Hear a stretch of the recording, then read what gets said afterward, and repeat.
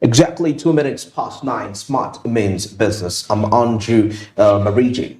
Well, heading straight into the discussion of the day, 2024 economic outlook, and of course, zeroing it down to Uganda, a nation which is definitely striving so hard to recover from that is the foreign direct investment deficits. As we speak right now, as of 2023, the recent report reveals that Uganda has been able to reach 934 million US dollars. That is in terms of foreign direct investment. Now, this really shows you that it's quite a huge recovery, and also accompanied with the advantages that we face when it comes to regional markets. For example, Congo, and seeing Felix Tshisekedi's win coming into power. And as we know clearly that the Democratic Republic of Congo is in position to trade with Uganda to about $400 million, that is annually. And now looking at how Uganda can actually get rid of its surplus from that country. So all these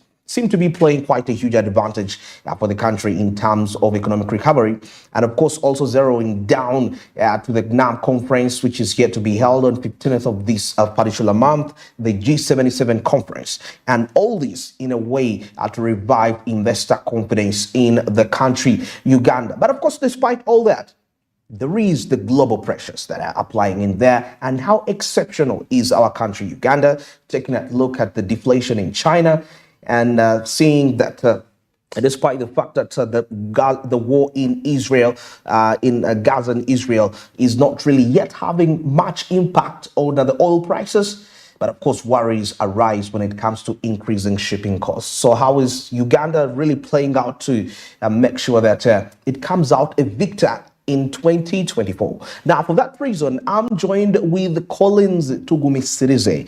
He's an investment consultant at Leverage Africa as we break down the trends come 2024. Collins, good morning. It's a pleasure to have you. Good morning. Yes. Thank you. Yeah. Good 2024 morning. is here. Yes. We've seen policies, events that happened in 2023. One of the biggest issues was actually inflation. Inflationary pressures. There was actually a prediction of a recession last year, but the central banks, Europe, in America, across all the countries, managed to tighten inflation rates. Same applies to us in Uganda. We managed to tame it from 10% as of 2022 December, and by the time we reached December 2023 at 2.6%. So what does that really give us a picture when it comes to most especially investment trends come 2024? I believe although 2023 was not very certain in many ways, but having seen how we resurfaced and came back from time to time, and we haven't crashed. Exactly. And also, you remember after the anti-homosexuality bill, it was expected that Uganda is going to, go really collapse. Collapse, absolutely. Threats were coming in from left, right, center. But for interesting reasons, also partners around in the region and around the world are also having their own problems. Exactly. And struggling with change. So many of them were not able to follow through with their threats. And I must say that Uganda is still also an asset to them, many our neighbors, and as well as to international players. So nobody wants to destroy that relationship completely. They can threaten a bit, but never take us out. And we are, 2024 is very promising, especially to do with opportunities. We can see towards the end of last year, there was a lot of direct foreign investment. As you've mentioned. And we expect it to increase this year. These two, the beginning of this year, especially with NAM, and it started with the Speakers Conference. Today, actually. Speakers, yes. The speakers, we call them the Commonwealth Speakers Conference, and then the later on NAM, Non-Aligned Movement, Yeah. and later on the G77. Exactly. These happening in 1 month at the beginning of the year, I want to call it a good sign. A good sign. Yes. Yes. And a great opportunity. Now, also great opportunities and good signs may not be leveraged or may not be exploited. Okay. For example, when I try to find out about the preparations for these events, to find out how private sector would benefit or how they'll get involved, you can clearly see the design does not really accommodate private sector. The design of preparation of these events. Okay. And of course, for obvious reasons like security, like I guess also for the concept is they do not know how to bring private sector to benefit or engage with, say, speakers of parliament. Okay. So what kind of services, what kind of products and the like. And yet our traders, almost of our traders, say from food crops to imports to minerals, we'll be thinking, how do we deal with the how do we deal with the speakers? Or speakers from another country and the like. Yeah. So, and of course, a speaker comes with a delegation. So if they're 43, Absolutely. you come with a team. Yeah. From up Yes. Yes. in the country. Yeah. Yes. So what I could sense is that also the organizers just don't know how to make the connection. How do we help the economy benefit? Because you will clearly see that just 1 or 2 or 3 companies will benefit from this arrangement. Who will provide accommodation, maybe transport or fuel, something of the sort. Then tours here and a few in the city. So this state or this state of not being able to exploit opportunities is really the issue. The issue to identify and extract. Yes. And therefore to ask the question, how do we fix the problem of failing to exploit opportunities, harness opportunities, because they have come and the year has opened with international opportunities for us to make a name around the world, opportunity branding, and opportunities for us to export more, opportunities for us to send out more talent, to expose our talent and giftings and show our potential, opportunities to attract more financing, a lot of opportunities to even influence other markets. Yeah. The agenda's going on now. But the issue is, why do we struggle with that, leveraging, exploiting opportunities like that? It is not so much about what's going on, because the opportunities have come, and I think there are many more coming. And Uganda is being looked at because there is a level of stability and the way we've handled security, our government has handled security. So what are we missing? How come it is like saying someone looks so good, they have, I don't know, what illustration can I say? Everything, it's like a tree that has very nice leaves, but then you're failing to find a fruit on it. Yeah. It looks fresh, looks promising. Maybe this year we'll harvest, but then you're not seeing the fruit. So why are we not harnessing that? Yes. It'd be the most important issue. This is very important, actually. Like you mentioned, the aspect of channeling that. And I also probably see another challenge. Maybe you could elaborate further into this when it comes to distribution, even distribution of these incomes. Because on average, a tourist, any person, a foreigner, spends about roughly $100. I'm trying to look at transport, accommodation. Okay, roughly 200. Let's assume 200 on a daily basis. And such conferences, we anticipate about 5,000 delegates. So if we can do the math, you can see that's quite some huge amounts of dollars in here, and these are billions. Now, of course, talking about the accommodation industry, hotel industry, and so many more. But now the challenge comes in is that these incomes actually are only into the hands of a few people. So how do we have that even distribution of these incomes, whereby at least people participating in those industries can have a share? Of course, you may not have the biggest share, but at least you have a share. I think that's quite a huge challenge, that the incomes remain in the hands of the few individuals. When such opportunities come, it is a task to try to create a solution for how others can benefit. Others, exactly. So normally, if you an administrator in government or so, you quickly want to get who can guarantee me delivery. So you select one. So I want to deal with one person, one supplier of service, or two, so that I'm not running around among many.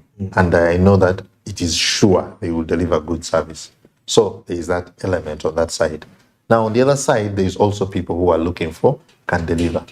So I would say that there are our other fraternities, like say Private Sector Foundation, Casita, or Uganda Manufacturers, or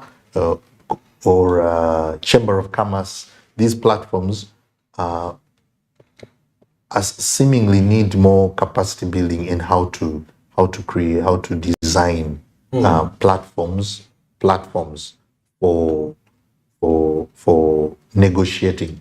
Negotiation platforms. Yeah, negotiation platforms, so that opportunities can cascade to other players. And where need is to build capacity of other players, that is also given and harnessed.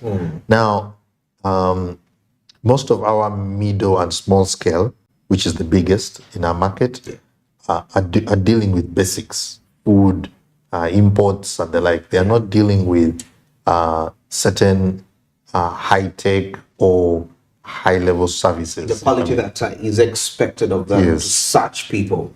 Such a class to such a class, yes.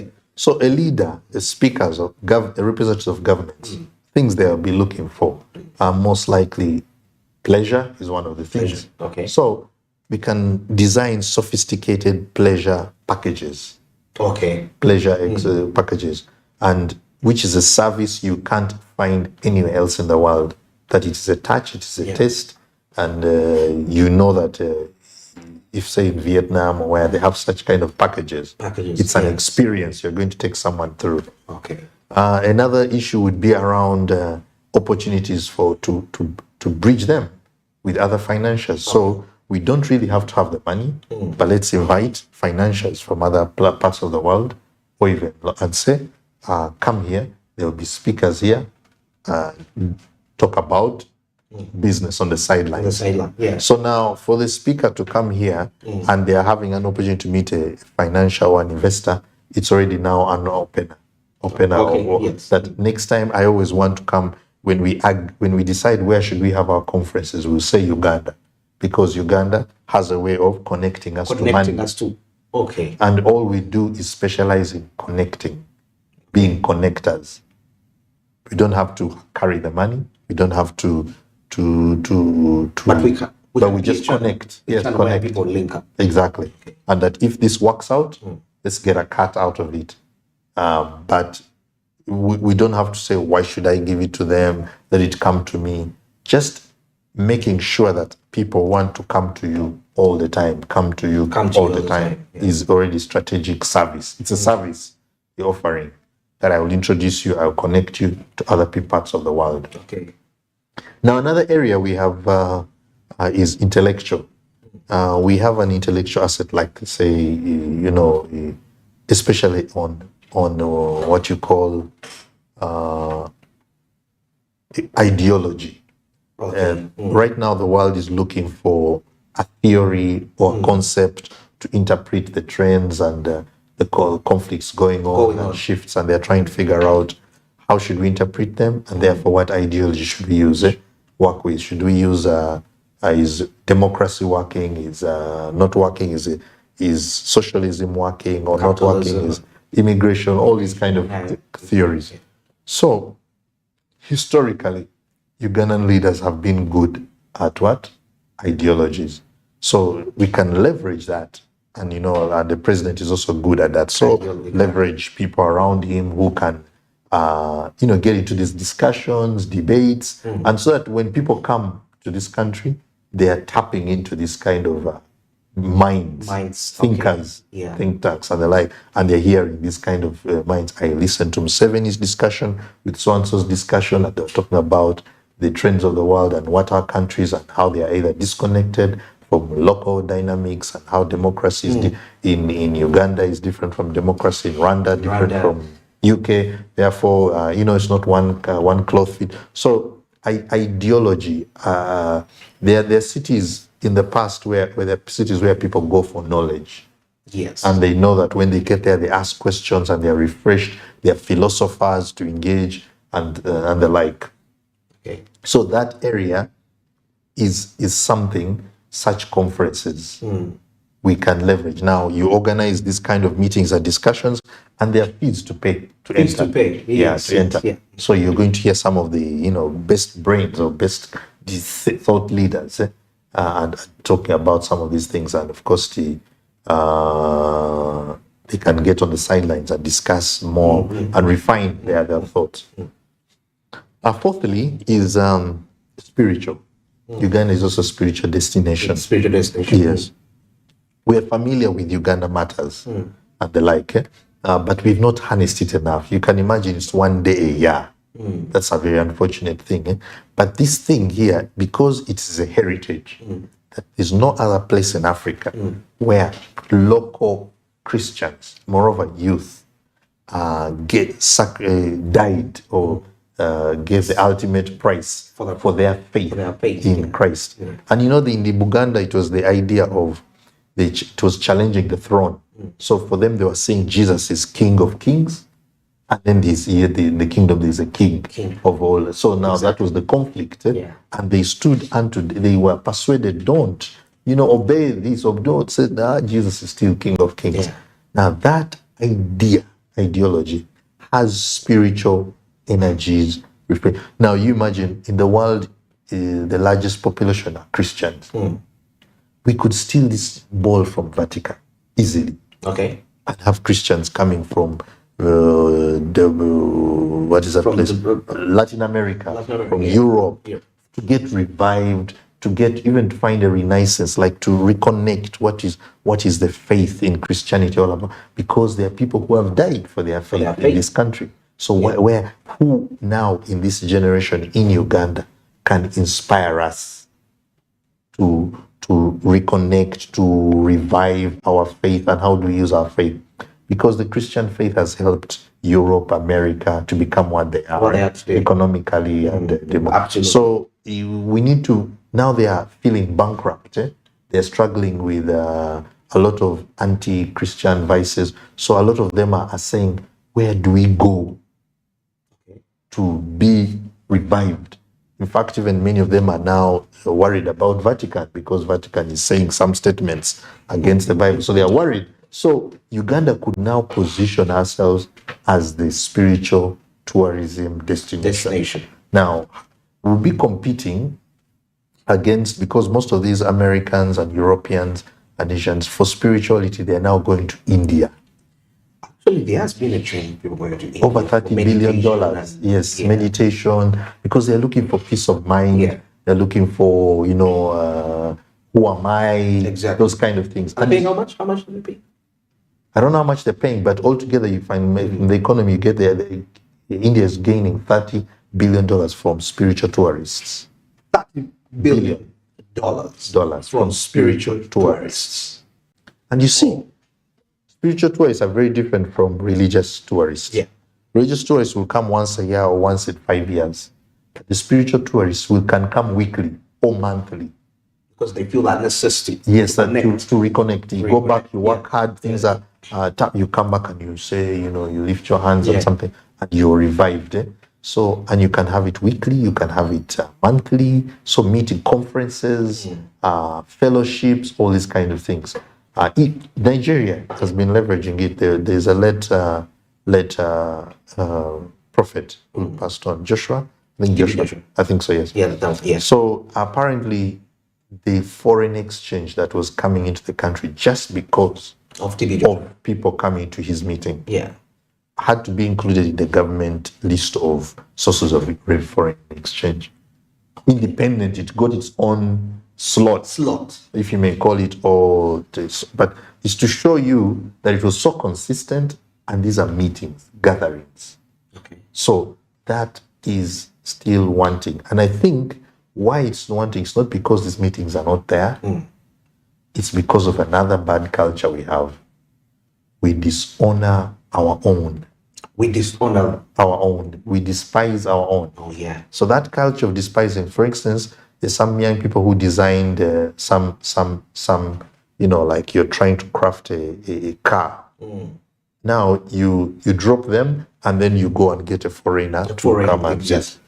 These local innovations, solutions, likewise, they are also inventors or rising spiritual leaders. And then who have evidence, who have tried, they've proven their concept, and they're delivering something that can be refreshing.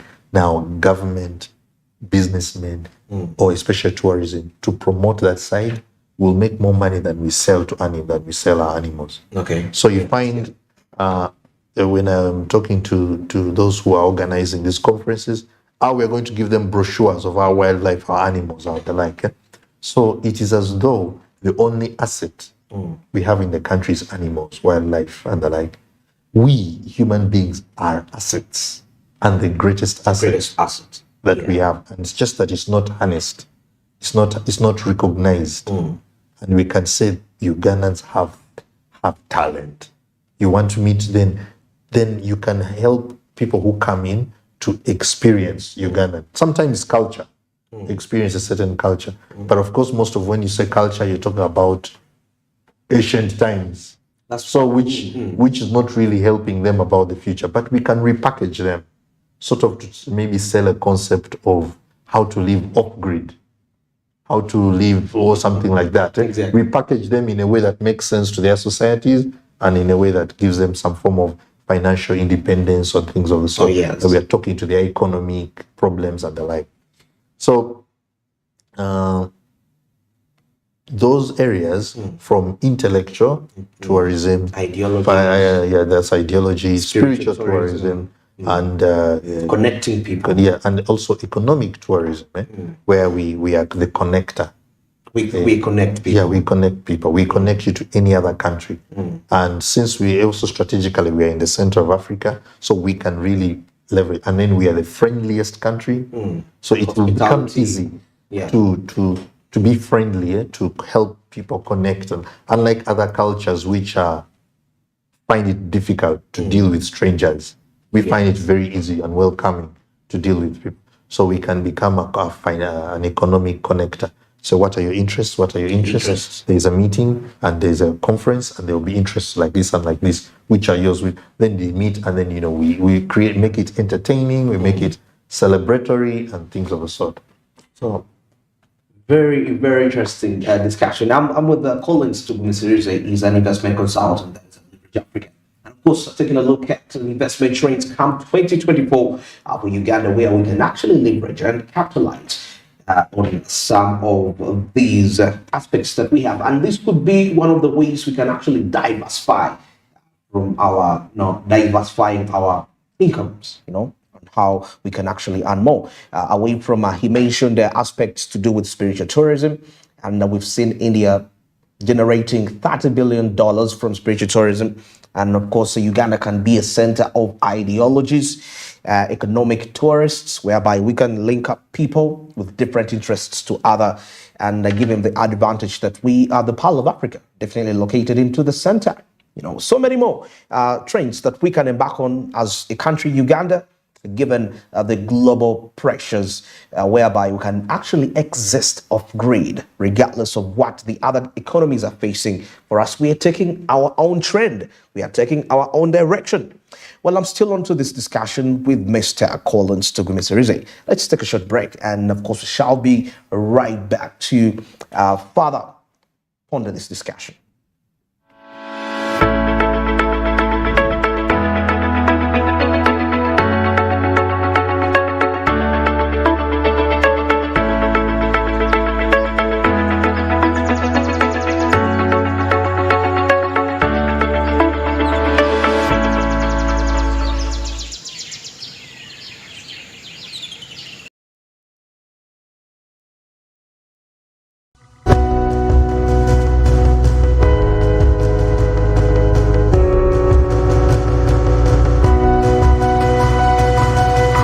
Smart 24, driving business.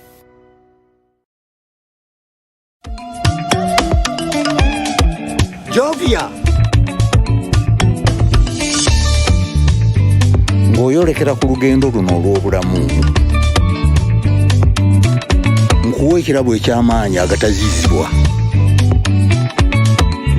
amaanyi okulabibwa n'okuwulirwa mu mawanga ag'ewala ennyo, okutuuka buli wamu nga yadde togenzeeyo, ensi yonna ng'ekuli mu ngalo.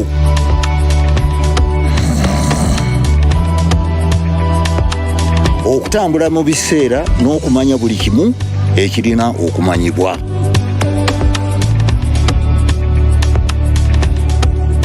Jovia, kino kye kirabo kyange gy'oli. Tewali kumu ku ky'osobola okukola ku mukutu nnantameggwa ogwa MTN.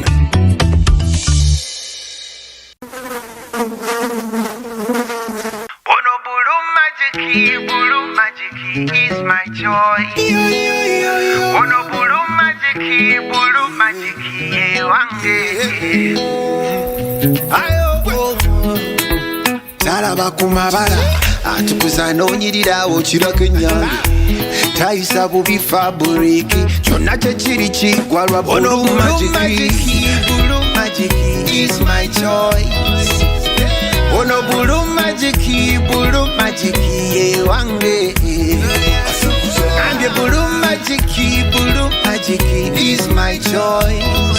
Hey, ono blue magic, wange. Luxury redefined at Seasan Hotel as you indulge in the splendor of elegant living fit for the royalty that you are. Step into comfort, pampering and blissful customer-centric service as you select from our range of comfy exquisite living quarters furnished to meet with your royal preference. Surrounded by scenic beauty, our tropical setting allows you to escape the glamorous ordeal of city life. Our ambient green gardens will guide you to a place of revitalizing rest. The 3-star restaurant caters to your palate, serving your choice menu ranging from exotic cuisines to local delicacies. Our chefs will serve you full course meals for a truly out-of-this-world culinary experience. Our fully stocked bar to whet your throat, from renowned global brand whisks, brandies, gins, beers and wines to our locally celebrated beverages, you will not lack for any brewage. It's an all-new experience in the East at Seasan Hotel. So visit today at Plot 15 to 19 Spire Road, Ginger, or contact us on +256 751 719 960 and +256 785 354 614 for reservations. Seasan Hotels, luxury redefined.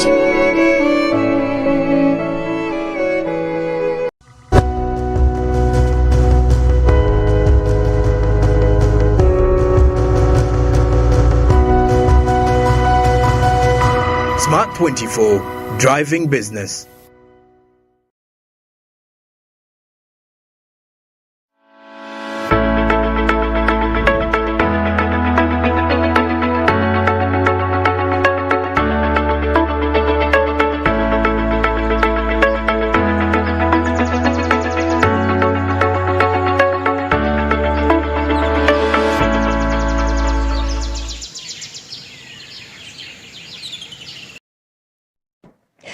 Minutes to the top of the hour. Still watching Smart Means Business. I'm Andrew Bariji, and definitely onto the 2024 economic outlook. I'm still with Mr. Collins Togumisirize. He's an investment consultant that is at Leverage Africa, investment consultant at Leverage Africa. And of course, a great thanks from all the way we started to all our viewers that are still stuck with us from the morning call up to towards this particular time. But of course, still to remind you that you can watch Smart 24 TV on GOTV on channel 20 and DSTV channel 372. And also you can reach us out on our YouTube channel, Smart 24 TV Live, where you will be able to stream Smart 24 regardless of where you're located. You can still go to Google Play Store, download the Smart Digital application, still stream Smart 24 TV there. Well, still onto our discussion, Collins, of 2024 investment trends. We had you gave us some insightful aspects there, because for so many times as a country, we are trying to adapt trends where we don't even have any competitive advantage. I mean, we are talking about global markets now here, having something that can attract revenues, dollars, and all sorts of foreign exchange. So, and we seem to be still wanting to invest into lines where we don't have a command when it comes to determining price. Yes, and yes, it's important to find out what we are good at. What we are good at. And what it is we are and have that no one else has in the world. Yeah. Yes. It's very important. One of those is our people. The people. Yeah. So who are the people? What are the common traits and the like? That is one. But the other are missing minerals. Minerals. Or unique things that we might be able to extract from the ground. Yeah. That's another aspect. A third one is geographical positioning. Geographical position. Where we are located. It's and making it strategic so that we create a perception that is always better to go through work with Uganda and never to sabotage Uganda. For instance, our relationships last year with Kenya was a bit concerning. Exactly. And it's likely we're going to see a stronger ties with Tanzania as time goes on, which is a longer route. But for whatever reason that may have been, our positioning needs to be converted into an asset. Oh, yes. Yeah, because, many of these things depend on packaging, how you package yourself. Yeah. So if we create a packaging of who Uganda is to Kenyans, so that in Kenyans' perception, when they're thinking about what they need the most and something they should never compromise, it should be Uganda. We find out what Tanzanians are in need of, what they value, and then we package Uganda and then sell Uganda to them. And the like. Now, of course, when you're packaging and selling Uganda, most time we sell the wildlife. Kenyans, Tanzanians, Congos are not going to come to Uganda for wildlife. Yeah, and these are very near you. So if we package ourselves to DRC, to South Sudan, these people, and then they find that even if whenever they are looking for critical solutions, food, movement, you could say recreation, Uganda should be the place. Then I must say also that we have an asset in security. You need to look also about our history. That what is it that we have been proven to be competitive, the good at. Yeah, we have a track record around security. Dealing with security issues. So that is an asset, and it can be it's an asset that can be exported because, say, for instance, Israel exports security. When cybersecurity, actually. Yes, when especially in the 70s or so, when Palestine was rising to do terrorism around the world, many countries were worried about their security. So when you're looking at who has handled this terrorist threat the most, then you say it's Israel. Therefore, now Israel starts to export security solutions and the like. Now also Uganda has a competitive advantage around that security and can actually can help the region and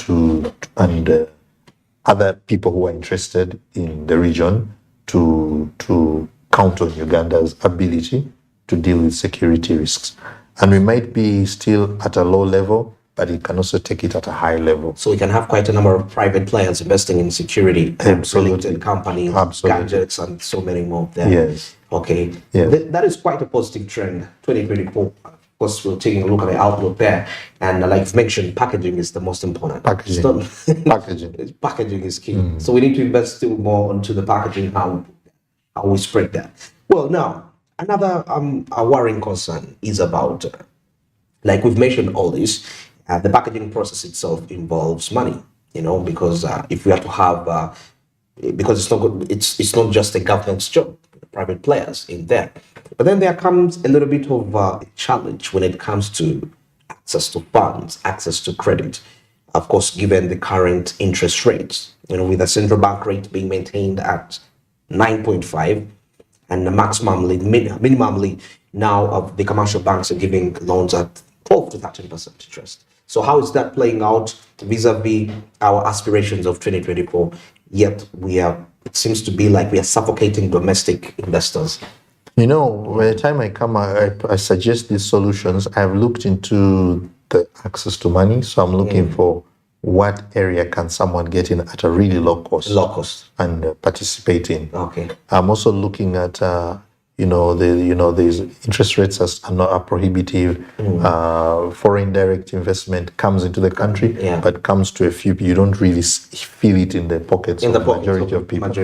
So you find most people, when they sell their land, want to come to the city, they buy borders. And now we are having the local investors. The biggest investment is borders. And yet they could also be putting that 2 million, 5 million into something else. That is a solution. Now, of course, although we're the friendliest country, it is not easy for us to work together. For instance, the level of integrity, honor, and the like is one thing. Yeah. When you see cultures or communities that are thriving very fast, when they get into a place, they start taking land for buildings, these transport, all quickly moving and consistent. Yeah. As, for example, the Somalis, we can learn from. And it's because they have a concept or a whole honor, integrity kind of a culture that they have said they will defend and protect each other interests. So when they will be looking out for, how do I make, if you succeed, how do I help you? Celebrate you and help you succeed more. Yes. And then also me who succeeds, how do I pass this on to others? Now, unfortunately, so I've looked into those kind of dynamics, and I've tried to diagnose and come to the bottom where is really the problem. Yes. Because few people, 5 people, could make a huge difference, or 10 people could make a huge difference, especially if they have a trustworthy. Even you find stories, people will tell you things like, if I'm succeeding, I don't tell my relatives, I don't tell my friends, because they will pull me down, or they will look for ways to put me down, things of the sort. Instead of a culture, a mindset that we're this one, if ever one of us is succeeding, all we should. In fact, some of them say, because I don't want the relatives to beg me. They start telling me who is sick, someone is sick, and the list goes on and on. So instead, we can create a culture. If someone is succeeding, instead we give them. Okay. So if I hear that so-and-so has got a big job and I'm in the village, let me send them Irish on a bus to celebrate them. Let me send them banana to celebrate their success. So we seem to take more pride in the fall of our own than in the success. Now, when you find Ugandans, just in the region, Zimbabwe, Zambia, Kenya, Nigeria, UK, the leading people in education in the UK, you find are Ugandans. In the UK health service, in the finance, you find different US military, you find Ugandans in very strategic positions. Okay. But in Uganda, how they are thought about, perceived, or even if they are not known. They're not celebrated, they're not what. And you see, what you don't celebrate, if you cannot become, or we become more of what we celebrate. What to celebrate, you attract what to celebrate. Yeah, and so we are celebrating thieves, local thieves. The stories we like on media are so-and-so stole this one did this one injured, this one betrayed the other. We like this. I think they're like Nigerian movies. That seems to drive our economy. our economic mindset and culture and things like the culture of you have achieved something. Because of that, I'm going to give you 1,000 shillings. Thank you for doing that, because at least now someone in Uganda, someone near me has achieved that. But instead, I'm saying, how did you do it? Who would you, how? And I'm looking for how, so that I can pull you down. Or how do I get more? Like I already have something, but you, are you entitled to that? Who are your parents? Or something like, oh, where do you come from? Are you entitled? So all these dynamics, it tells you it's one single mindset. Yeah. You see, even if it is, say, President Museveni he has gifts, special gifts in security, ideology. We have not celebrated that.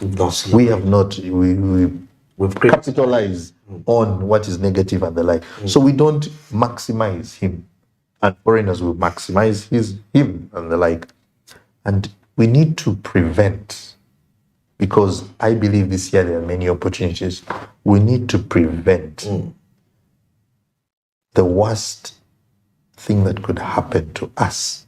And what is opportunities to come, and we are preoccupied with how do I pull down, take down, prevent others from getting, and then a foreigner comes and finds fertile ground to leverage that all those opportunities. Could that, you mentioned something very important. Could that actually attribute to the reason as why the foreigners seem to have more access to some of these opportunities? Because we are much preoccupied with how to pull so and so down in order to get this deal. Absolutely. Yeah. Even honor comes also without people failing to appreciate. If someone helped you, and then you succeeded, you go back and help and say thank you, or you opened this door, you did this for me, that sort of thing. People just move on. Now, when it comes to investment and finance culture, people are thinking carefully that the other one treats me well. This one is reliable. The other one, every time I do for them something, they always come back to me and they appreciate me. Now, when you don't, then next time you either need or you meet again in a situation, an opportunity, and then you're saying, I remember you. I remember I helped you last time, but you never came back to say thank you. Or even we are now faced with a situation of generations. There's an older and then there's a younger generation. And appreciation across the board is one thing. So you find the young people are trying so much to prove themselves that yes, we can, give us a chance. But the answer is, no, not yet, you haven't yet, you need, something like that. So and that not yet is going on and the like. So that lack of honor across is an economic disease. Okay. And when you're dealing with economics, finance, it's so much about character. It's so much about culture. What is the culture? Communities that you see succeeding, when you hear these numbers and the like that we talk about in economics and the like, are not what drives. It is now like someone has done a blood test. Exactly. Then they are telling you now your temperature is here, your BP is here, your blood cells, red cells are. It's just a state of what your situation. But what has created that state? What has created that state? Yes. So it is those kind of values. And it's not to say that we cannot or it will take too long. It takes a very short time to change this. Reason is, in the past, first of all, we are the friendliest country, so friendship is something we can leverage. But also in the past, you hear people who were in Uganda before the 70s, before Amin's time, they would tell you Uganda, you could leave anything on the road, your car, no one can steal.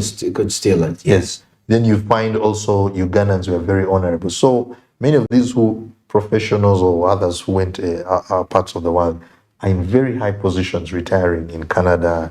I met some in Europe, but they are. You can see even the Indians who left are very prominent in UK's politics. But I'm trying to say that something distorted these things. And at a spiritual, at a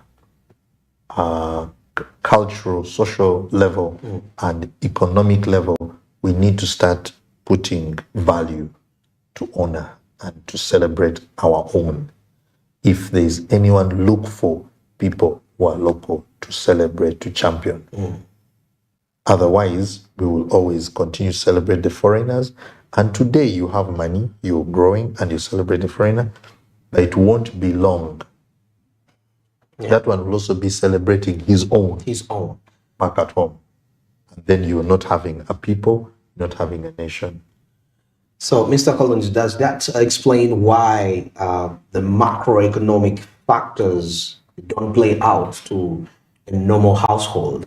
Are we the ones responsible for that, or it's the system that is not structured appropriately?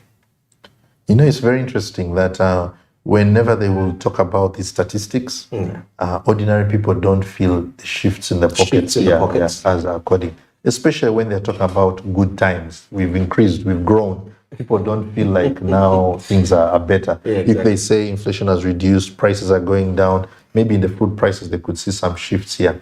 But you can tell always things like fuel keep going up. But people don't feel much of the change on the ground. And it's also to understand that, unlike other communities around the world, Ugandans, majority of them own land. In a sense, we live like kings. Queens also, and queens. So you can easily own your own land and house without taking a loan. Now, there are countries where how could you have owned a piece of land without taking a mortgage? It is like, they cannot understand it. Then most of the land is leased from government. Absolutely. So here you can own it forever. Exactly. Then here it's also the fertility, all these dynamics, so pressure. Sometimes you can find your land has minerals. So then you access to rivers. It is like we're in paradise. And in this paradise, you can live as. Now, if you're able, we also don't have like a decentralized, say, power system, meaning everyone can access cheap power wherever they are. Exactly. The distribution is still poor. So which means people can live off grid. Off the grid. Yeah. And you cannot control them at a central point that now we're going to switch off your water or we're going to switch off your what? Your power. The same as financial systems and the like. There are societies where financial systems are everywhere. Everyone is using M-Pesa or using what? Exactly. Or the cards. But here it's not the case. That decentralization is not necessarily a problem, but it's an asset. Okay. It's an asset, which means that it's not easy to crush. If there is ever an economic assault on Uganda, it's not easy to crush us. You will hit maybe a few banks, institutions up there, but the rest of us will continue moving and we'll just quickly move on with other things. But unlike other economies, you hit a big bank, all other banks go down. Banks are affected. Companies go down. Services no longer, everything shuts down. You send a virus to the system of power grid or transport system, everything shuts down. Yet, all financial system, that's not the case, and which needs to be, in my view, protected and harnessed. Utilize it as an asset. But don't you think it's a bit dangerous? Because it more like if you're off the grid, that means you are responsible for your own well-being, even where in case of circumstances surrounding you that you're not able, that if you need help, you can't be helped because you're off the grid. Well, the advantage of it is that it increases personal responsibility. Personal responsibility to use what you have so that you have something to sell to your neighbor. That therefore, I need to work with this one because this one has granules, this one has rice, this one has beans, so we need to work or something for subsistence. Then for economic, we want to work together, so we've put together our pieces of land, so we want to do maize or do something for export.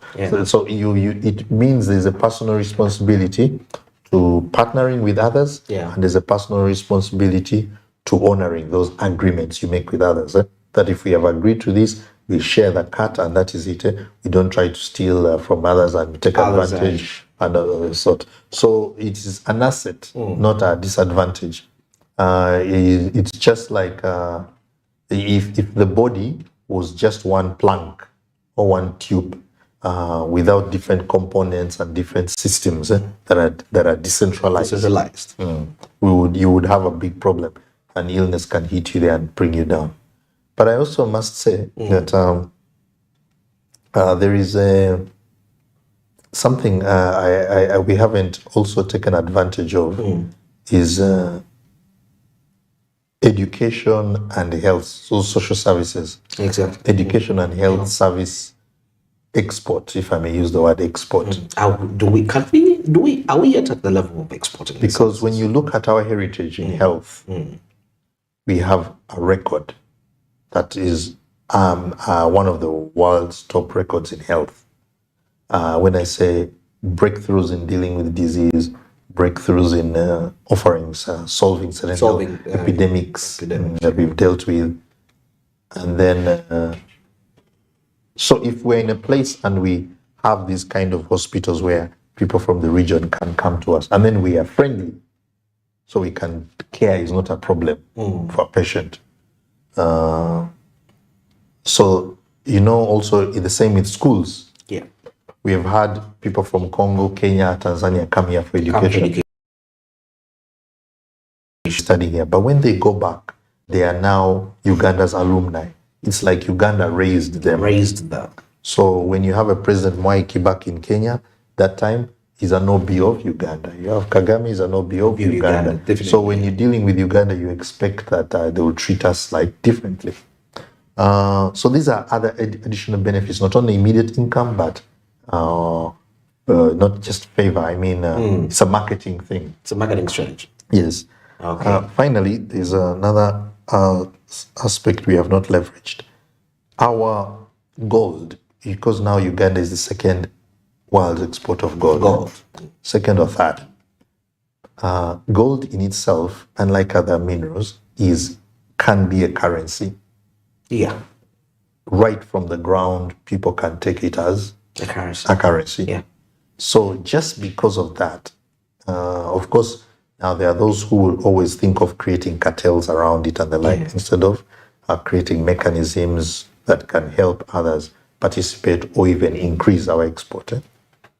But we need to find ways, because we have good security, one of the best in the region. We need to find ways in which we become a gold storage center. A gold storage center. Yes, so that now people would rather store their gold here. And therefore, if your gold is stored in Uganda, it is sure it won't get lost, nothing will happen. The security is very certain, and there's no corruption to make, that has disappeared. But in addition to that, there's money that comes to you, investment money, just because, like retirement, people who are workers around the world want to invest their money somewhere secure. So they want to put it in gold, especially in times now that are turbulent around the world. They want to put their monies in gold. So with the moment they know that central bank or banks in Uganda have mechanisms for protecting, and those mechanisms are protected also internationally, compensation, in case your gold goes, there's compensation back and forth, things of the sort, they will send their money here. Huge pension funds. Huge pension that have billions of dollars. The Japanese or Europeans, they are used to working hard all their lives for retirement. Now, they send their money here because we are keeping gold. And they're saying, I'm putting my money on that gold, so when the price goes up, I get a benefit, I get things like that. So we are attracting money. And now we are no longer just relying on having to export the gold, but we have bankers.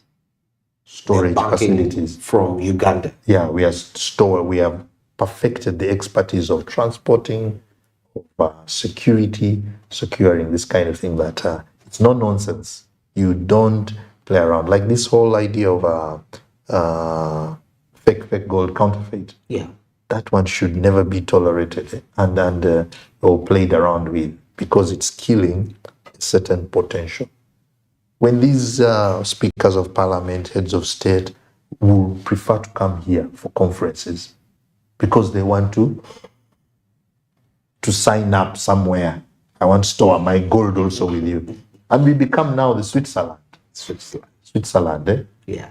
And this is why that ideology of being non-aligned becomes important. I hope we leverage this conference so that we bring it out clearly that being non-aligned means we are not trying to be subject to other ideologies. Like groups, BRICS, the West, or this. No, we would deal with you based on how well you satisfy our interests and needs. Okay. We are not stuck to say we are against these ones, against the other ones. We are non-aligned, but we are here for our patriotic interests. Okay.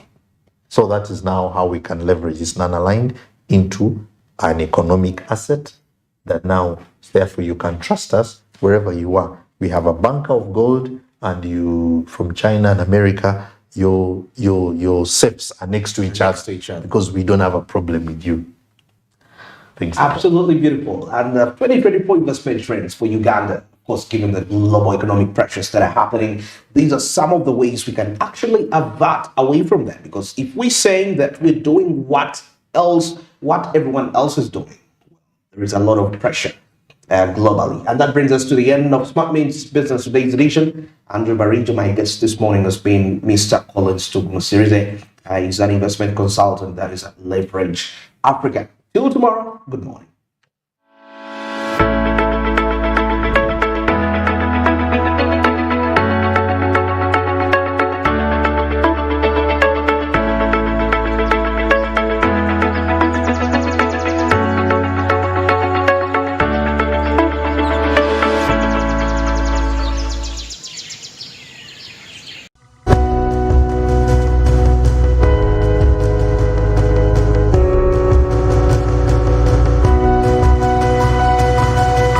Smart 24, driving business. Luxury redefined at Seasan Hotel as you indulge in the splendor of elegant living fit for the royalty that you are. Step into comfort, pampering and blissful customer-centric service as you select from our range of comfy, exquisite living quarters furnished to meet with your royal preference. Surrounded by scenic beauty, our tropical setting allows you to escape the glamorous ordeal of city life. Our ambient green gardens will guide you to a place of revitalizing rest. The 3-star restaurant caters to your palate, serving your choice menu ranging from exotic cuisines to local delicacies. Our chefs will serve you full-course meals for a truly out-of-this-world culinary experience. Our fully stocked bar to whet your throat, from renowned global brand whisks, brandies, gins, beers and wines to our locally celebrated beverages, you will not lack for any brewage. It's an all-new experience in the East at Seasan Hotel, so visit today at Plot 15 to 19 Spire Road, Ginger, or contact us on +256 751 719 960 and +256 785 354 614 for reservations. Seasan Hotels, luxury redefined.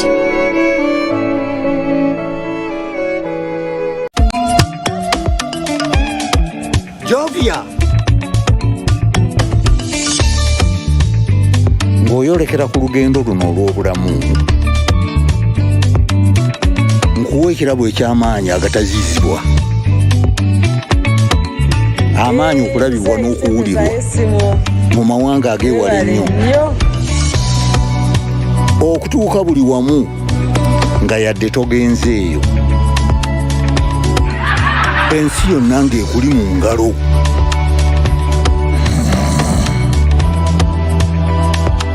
Okutambula mu biseera n'okumanya buli kimu ekirina okumanyibwa.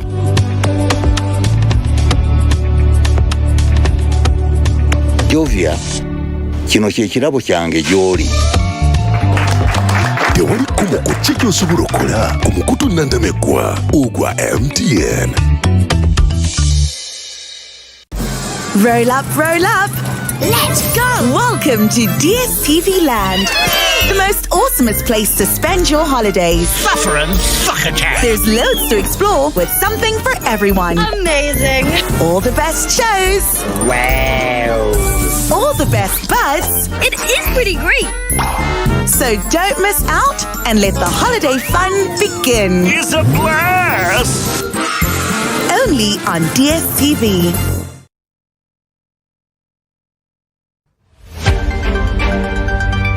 Police in the Democratic Republic of Congo are firing tear gas to disperse protests by opposition supporters in the capital, Kinshasa, calling for a rerun of last week's chaotic presidential and legislative elections.